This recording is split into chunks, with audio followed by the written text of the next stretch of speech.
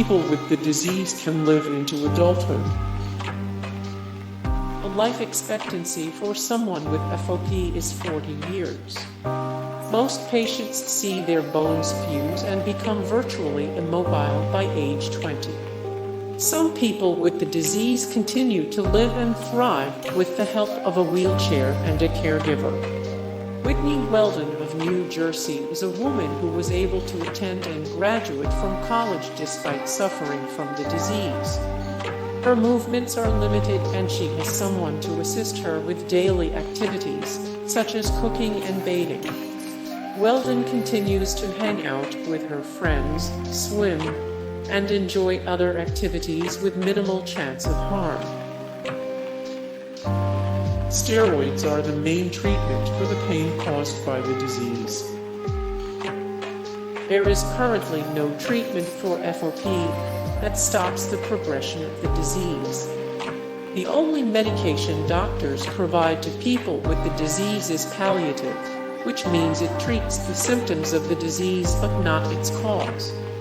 Prednisone, steroid used to counteract swelling and inflammation, is the main medication prescribed to FOP sufferers.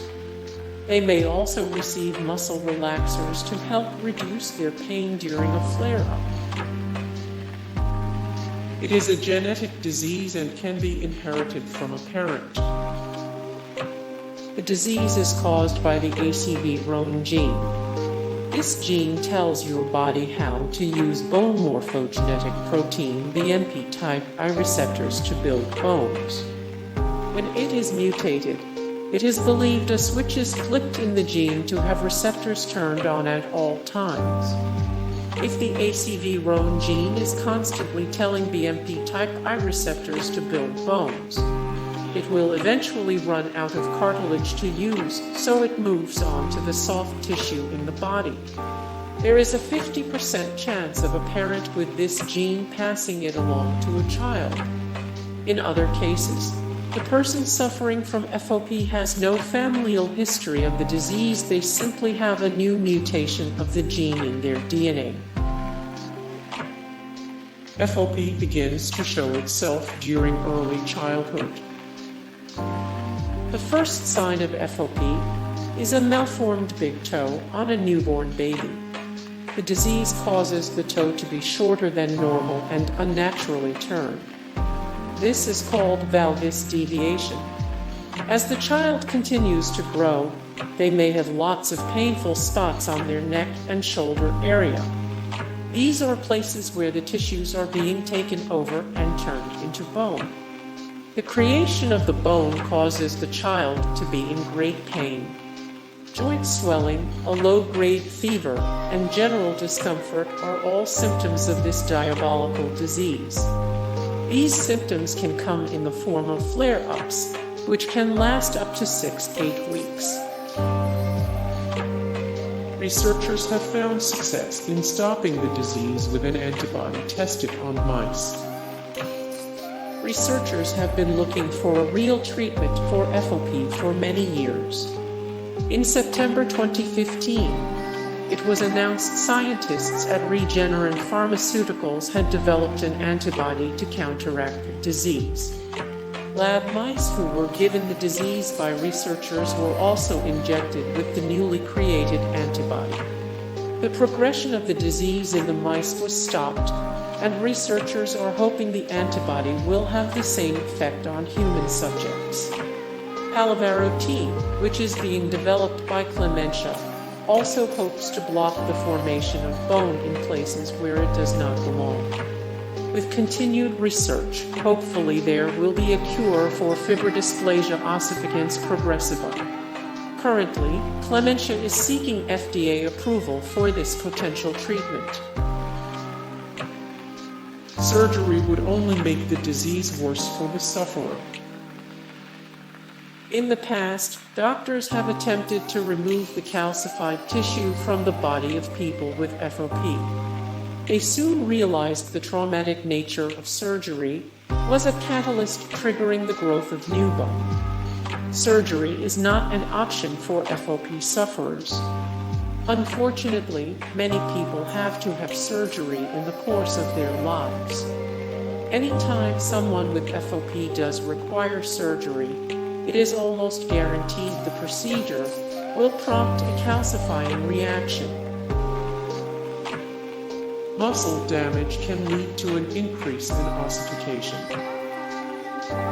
People bump themselves on furniture or fall all of the time, and they get a bruise or a bone that is broken as a result. Even if the break is severe, it will eventually heal. This isn't the case of people who suffer from this calcifying condition. People with FOP who fall down or bump their leg are likely to intensify the ossification of their body at the point of impact. Children and adults who have FOP have to stop playing sports to avoid advancing the rate of their disease progression. At some point, most sufferers become bedridden and have to rely on the help of others to get by, but avoiding dangerous situations where harm is likely can push that eventuality further into their future. Another culprit which triggers flare-ups of ossification is a simple virus. If someone with FOP gets the flu or other viral illness, it can kickstart their disease. The disorder can cause malnutrition and difficulty breathing. When doctors say FOP takes over muscles and connective tissue, they are also referring to those that exist in the jaw.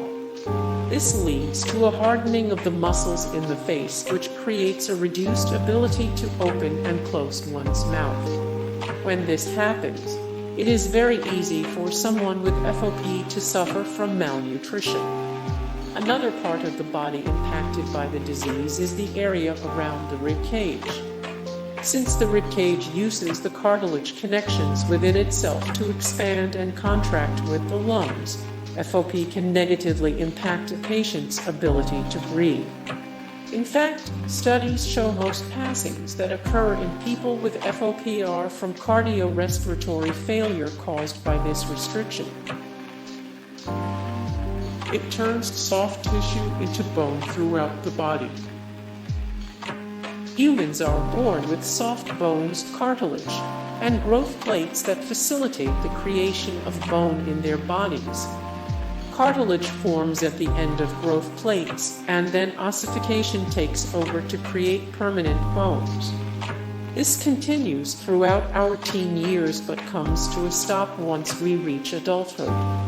This is not the case with Fibrodysplasiaossificans progressiva FOP.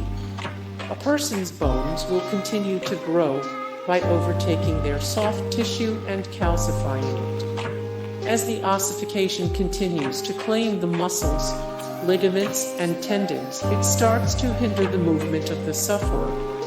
Eventually, the bones will fuse together, making it nearly impossible for the sufferer to move without assistance. In a sense, a person is turned to stone. The disease becomes very expensive at this point, as a caretaker may be needed to facilitate the everyday care of the patient. Wheelchairs and walkers may also be needed to aid the patient in retaining some amount of freedom. Hey guys, thank you so much for the support and likes and comments down below, and also thank you so much for watching, and I look forward to see you in the next video. Then take care, bye.